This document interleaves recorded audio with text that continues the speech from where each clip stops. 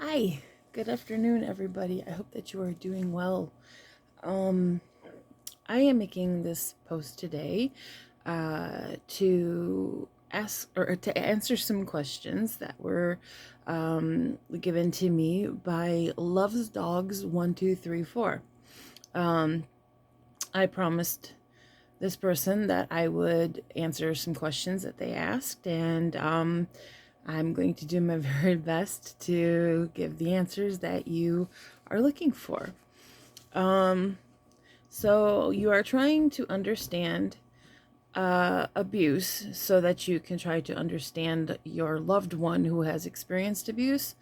Honestly, the best thing that you can do is to be there for that person, to believe that person, to listen without judgment of that person, to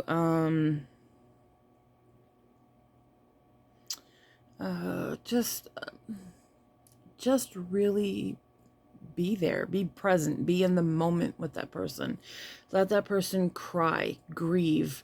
If they need to scream, let them scream. If they need to, I mean, as long as they're not hurting themselves or hurting you or breaking things, however they need to process and get out the things that they're feeling, let them do that. Maybe have some resources available. If you need help with those, let me know and I can help you to get some resources that you can give to the person to maybe call, and like some hotlines that they can call in and get some help with. I know if you contact RAINN, they're very helpful. More for sexual abuse. I don't know if this person has been through sexual abuse, but contacting RAINN is very helpful. I can't think of any off the top of my head. I should have had them available before I started the video. I'm so sorry. If you want the resources, I will be able to give them to you. Anyway, just be there for the person. Believe them. Let them tell you everything they need to tell you. Do not break this person's trust. Do not go and tell what they're telling you to other people. If they open up to you, they're trusting you to keep those secrets between you and them. They don't want you to go off and tell your friends or other family members or the neighbor across the street. I mean, they don't want you to tell other people. If they are a minor and they need help because they don't have the ability to escape the situation, or if it's a domestic abuse situation where they don't have the ability to escape, it's tricky. Minors need intervention, but it needs to be done by a professional. You need to contact a organization that will know how to intercede with the abuse that's going on and not put the child in more danger. If you go and confront this person's abuser or abusers, you're going to potentially make it much more severe for the abuse survivor, the abuse victim. When people intervene and they don't know what they're doing, they actually do much more harm than they set out to do. So you should always contact a professional who knows how to deal and handle these situations professionally to intervene and remove the minor from the situation. If it's an adult, not really anybody can intervene and remove the adult from the situation. The adult has to want to leave the situation. You can call the cops and get them involved. That could go okay if the person is telling you they want out, but they don't know how to get out. If you say, if I were to call the police and have them come and help you get out, would you leave with them to a safer location? And they say yes, by all means, call the police, have them come out and help the person. If the person says, I really don't, I don't know, I know he loves me or she loves me, and I know that they're just in a really stressed out spot right now, and everything's gonna be okay, and it's me, it's all my fault, you know, I know I'm the one that's causing the problems, and they're not gonna leave. And even if you get them out of the situation, they're gonna go back because they're not ready to admit that there's a problem. They still believe that somehow they can fix the person, and they can save the relationship and end the abuse themselves. It's a sickness. They can't control it. I forget what it's called. It's like Stockholm syndrome, I think, or I don't remember what the exact term is, but unless the person wants to leave the abuse, adult wants to leave the abuse, they will always go back. They have to want to do it for themselves. If it's a minor and they are trapped, then they need help to get out. But unless you know what you're doing, you need to contact somebody who knows how to intervene in very delicate situations like that, because the last thing you want to do is add more abuse to that child or cause that child's death. And that happens a lot from people that intervene that don't know what they're doing, and they make it worse. And I'm not saying to all those out there, please just don't do anything at all. You know, just let them be abused because you don't want to get involved. You need to get involved, but you need to get involved in the correct way, to where you're contacting somebody that can help them correctly so that they don't end up a statistic. They don't end up found dead. They don't end up getting worse abuse.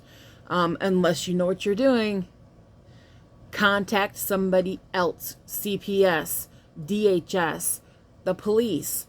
And again, I will find some organizations, and I will post them in my next video. Just do not personally get involved unless you know the situation. You have the ability to remove the child legally, because otherwise the child's going to end up getting taken away from you or wherever you put them, and they're going to end up going back to the abuse, and it's going to be worse. So I'm not saying don't get involved. Just have a plan and know what you're doing before you confront the abuser and try to remove the child. Because there are so many ways that could go wrong if you do it wrong. But contacting a professional would be much better. Anyway, I know this from personal experience. People tried to get involved. My abuse got worse. So I'll get more down to that later. So I hope that helps at all. You want to help out abused children, but you don't know how. Something like fostering, volunteering, etc. That is fantastic. There are so many abused children out there that desperately need love and support and care and kindness and somebody to listen to them. But you have to also understand that these children have been through hell. So if you're going to take these children into your home, you need to understand that these children are going to act out, and they're not going to be acting out because they want to destroy your house or they want to cause problems with you. That's majority of the time not the case. There are some kids out there that are so that are so hateful and spiteful that they truly are beyond saving, but there are so many more children that are wanting saved. So don't let that scare you. I'm being out. I'm truthful. There are some children that say, I don't want anybody's help, and they will fight you tooth and nail. There are children who want help, but they're terrified to their core to trust, to open up, to behave the way you want them to. And it's really hard to decipher which children want the help versus which children don't want the help, because many abused children, when they come into your home, they're going to resort to some sort of violent behavior, whether it's breaking your stuff, targeting your small animals, hurting other children in your home, being violent towards you, being violent towards themselves to try to get you in trouble. Not that they're trying to get you in trouble, but it's because they're just like, oh, this is going to be just like every other person. If they've been to other homes where they've been abused, then they're going to think you're not going to be any different than the last people. So you're going to abuse me at some point anyway. So let's just end this charade and get this done and over with so I can go back to my home, my foster home, whatever, the care center or wherever they were. Because at least I know there what to expect. Where I have no idea what to expect from you. And whereas the last few places I've been abused, I've been beaten, I've been raped, I've been starved, whatever. Because there are so many foster homes that are just, they should not be foster people. Like, and that's a whole nother topic. I never was a foster child, thankfully. I did look into being a foster mother. I was approved to be a foster mother. My husband and I were approved to be foster parents. We learned a lot going through the classes of foster care. And we decided that not only were we not capable to deal with the baggage that comes with the trauma of abused children, you have to be a very special person to deal with that kind of stuff, because there are so many children that are so hurt and have been hurt for so long that their defense mechanism is immediately off the charts. Like, immediately, okay, I'm in a new home, I don't know what these people are going to be like, I'm going to show them they're not going to mess with me, and they're gonna show themselves to be tough, when all they really want is to be hugged and held and told that they're okay. Do not do that to them unless they let you know that that's okay, because that's another way to get them to react violently to you, especially if they've been physically or sexually abused. But the other reason we decided against foster care is because we couldn't fall in love with a child knowing that we were going to have to give them back, because we had already lost 4 children, and we were being approved to adopt a little girl, but my husband ended up breaking his back while on the job, and our little girl was taken away from us. So because now we live on Social Security, and that's not enough to live on, let alone raise a child on. So we lost our 4 biological children through miscarriage, and then we lost our adopted daughter, was going to be adopted daughter. And then when we went down the foster care road, it was just like, this is not what we're looking for. Like, we just want a happy little family. We just want, we just want the American dream, the happy little family. We want to grow up with this child and make happy memories and not deal with all the, and I know it makes us sound selfish to many out there, but you really have to be in a certain mind frame to take in children that have been horrifically abused. And you have no idea the amount of what some kids go through. I mean, my story is pretty horrific. I haven't really even touched the surface of my story yet. There is so much more that I have yet to tell. And I know that my story isn't even as bad as many children out there. And I've been told by several of my therapists that my story was the worst they've ever heard in their entire career. I have one therapist who's begging me to write a book. So I'm actually writing a book, but I don't know if I'm ever going to get published, and I don't really want to self-publish. I want it to be like professionally published, but I don't know if that's going to happen. But so yeah, I'm writing a book, and in that book there's going to be things I'm not going to talk about on here. There's going to be graphic content that I don't think belongs on the internet. So hopefully if I get my book out, those of you that want the more nitty-gritty details, they'll be in the book. Or later on, if I get to a point where I could be monetized. I may have it where I can give the more graphic stuff to certain people, because then I don't have to worry about children stumbling across it, or, just people just out of the blue just coming across this horrific stuff and just be like, what did I just stumble into? So I don't know. It's far away. Anyway, so yeah, if you want to foster or you want to volunteer, that is fabulous. But know what you're getting into. If you're okay with your house being trashed, if you're okay with possibly being beat up, if you don't have small animals or other children, go for it.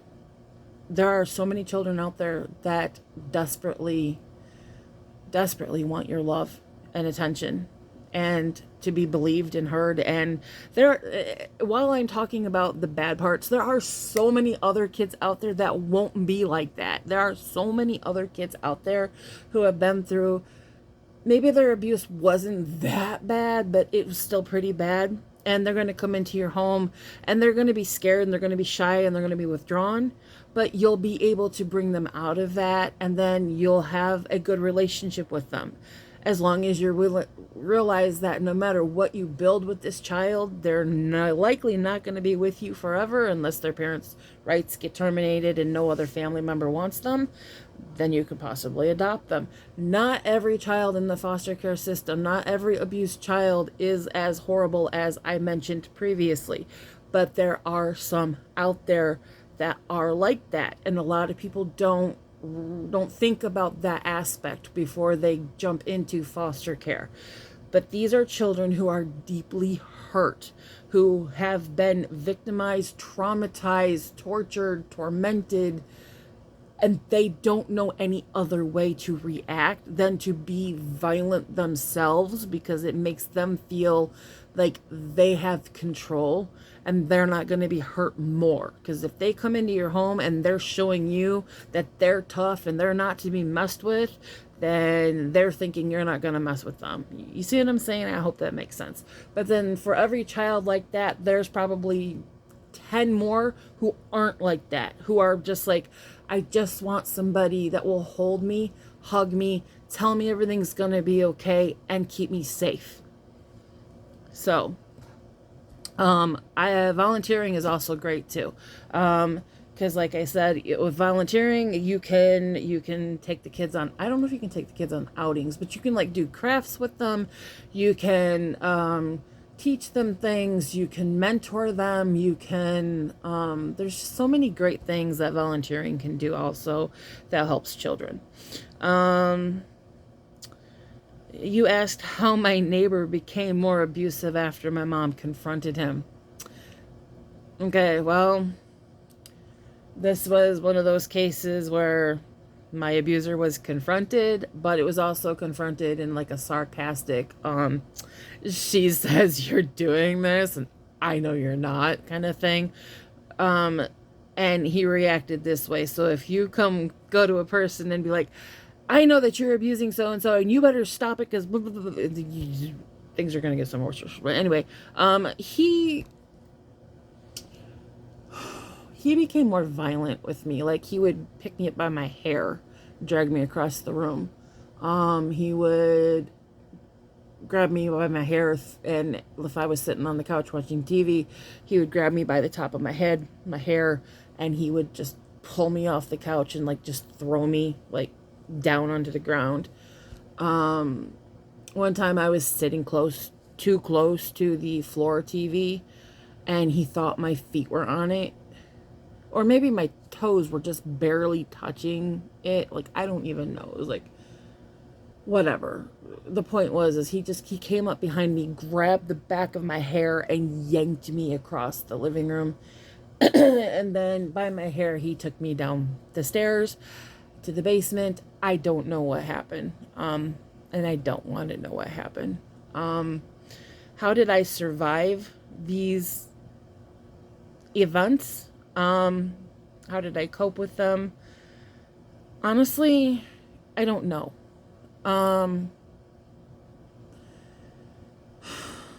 That is such a complicated question. I don't know if you have any belief in God or any spirituality, but I, from a very young age, believed in God, and I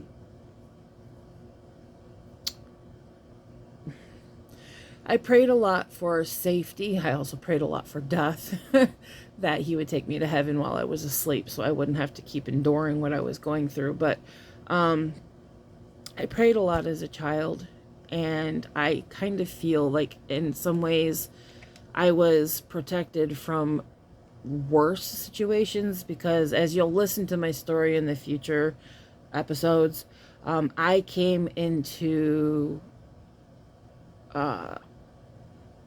situations where I was almost killed a few different times. And I really believe it was divine intervention that I did not die, because I should have been dead. I should have died from these situations. But I believe it was God or an angel or divine intervention as something out there protected me. Yes, I became very close to my brother. We were at one point inseparable. We were each other's best friends, each other's rocks, each other's like protectors.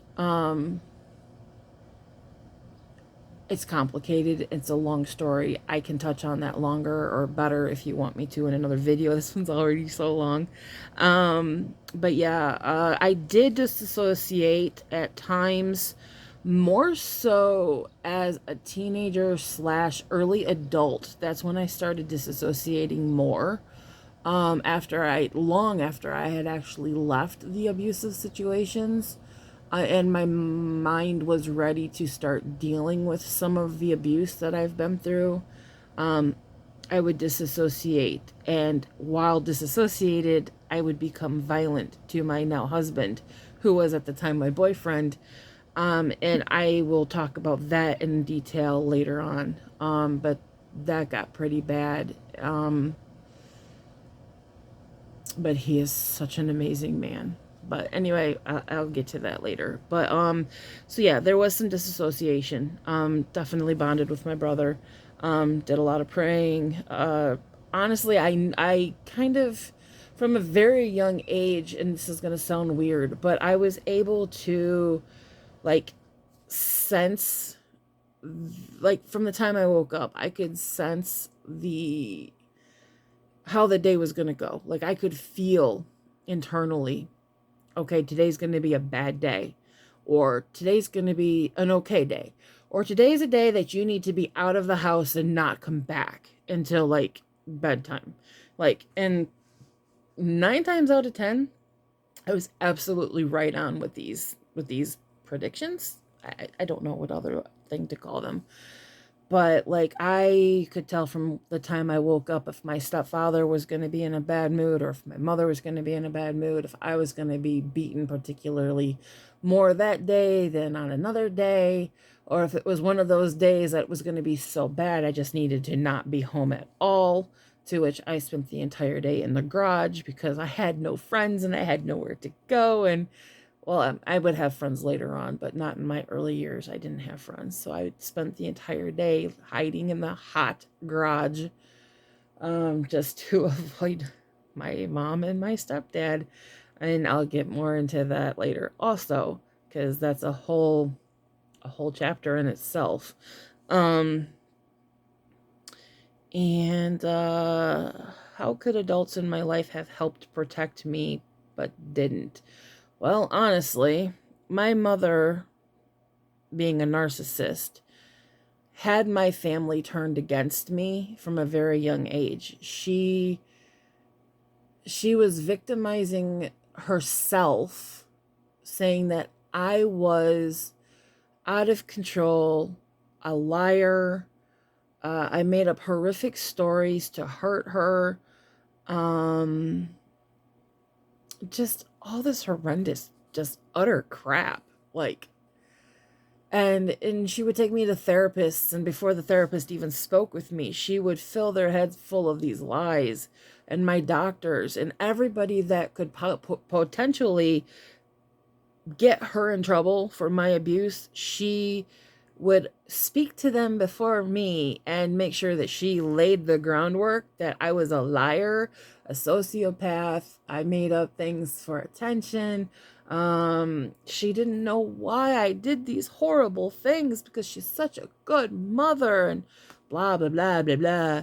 So, honestly, my family could have believed me and removed me from the situation, but because my mother had already told them that I was a liar and I had mental health problems and et cetera, et cetera, et cetera, they, anytime I tried to tell them anything, they would roll their eyes and just be like, whatever, Kimberly, whatever. You're like,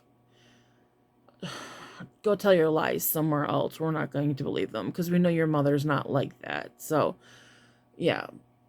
What they could have done is they could have saw through my mom's charade, but she was so good at her narcissistic crap that they couldn't see through her utter lies and my desperate pleas for help. They couldn't decipher the truth because of how good she was.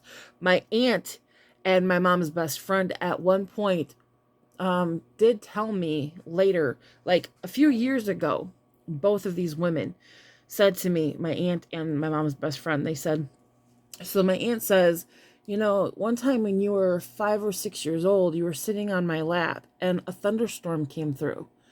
And you got so terrified that you started crying and clinging to me. And I thought, well, this is really weird behavior for a child of this age. And you kept saying, it's my fault. It's my fault. My mom's going to be so mad. She's going to hate me. She's going to hurt me. She's going to kill me. She's going to blah, blah, blah, blah, blah, blah. You know, it's all my fault. It's all my fault. And she said, what are you talking about? It's just a thunderstorm. And I said, anytime, or my mom says, anytime anything bad happens, and I guess I thought the thunderstorm was a bad thing, but anytime anything bad happens, it's because of me. It's my fault. I caused it. And then she's gonna beat me. She's gonna hurt me. And my aunt, I don't know why she didn't think, okay, there's literally something here. But she didn't. She held me for like the hour, 2 hours, I don't know however long it took me to calm down and fall asleep in her arms, that she then put me down and went about her day, not thinking anything else of it, I guess. I don't know. My mother's best friend said to me one day, she goes, you know, I always thought that your mother was not treating you and your brother right, like a parent should, but I had my own children and I wasn't positive of anything, so I just didn't want to get involved because I didn't want to cause any problems. And I'm thinking, if you would have just gotten involved, then I wouldn't have been abused. My brother and I wouldn't have been abused so badly that we both now have actual mental health issues like anxiety, depression, suicidal tendencies, self-harm issues, etc. My brother had a drug habit. I never had a drug habit. I just self-soothe with food and self-harm, which I'm trying really hard to stop. But anyway, it's a work in progress. But anyway, it's like if you just got involved, if you just said something, you could have ended this abuse before it got so much worse. And I guess that she had this thought when I was like 5 or 6. So the abuse was just beginning, like it was just getting ready to ramp up really bad. And it's like, I just keep thinking, if you just would have gotten involved before my stepfather came into my life and everything escalated so much more out of control, you could have saved me from so much. But she didn't want to get involved because she was young and she had children and she wasn't sure. So, but yeah, these adults failed me because they chose to fail me. They chose to not believe me. They chose to believe my abuser. They chose to not investigate the situation. or get somebody to investigate the situation. So there's many ways that you can get to the truth of if somebody's lying about abuse or not. Don't take the abuser's word for it.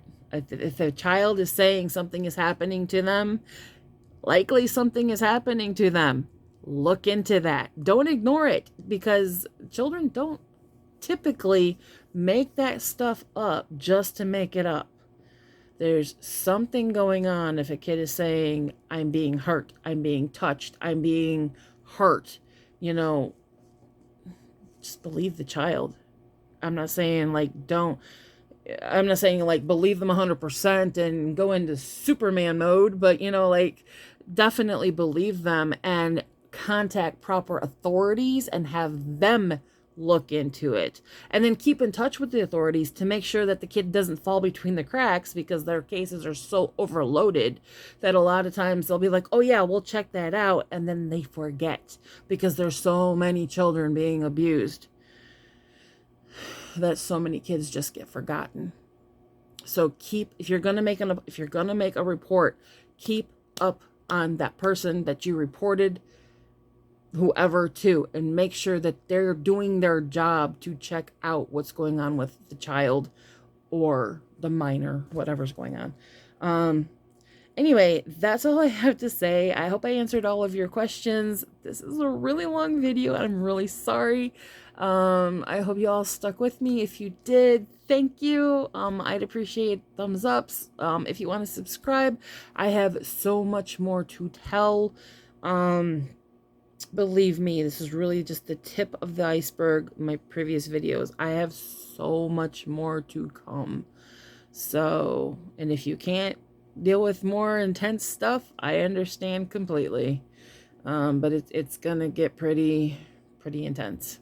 So anyway, I hope you guys have a great day, and thank you again, LovesDogs1234, for your comment. I hope that I was able to help you. May you all be blessed and have a great day. Love you.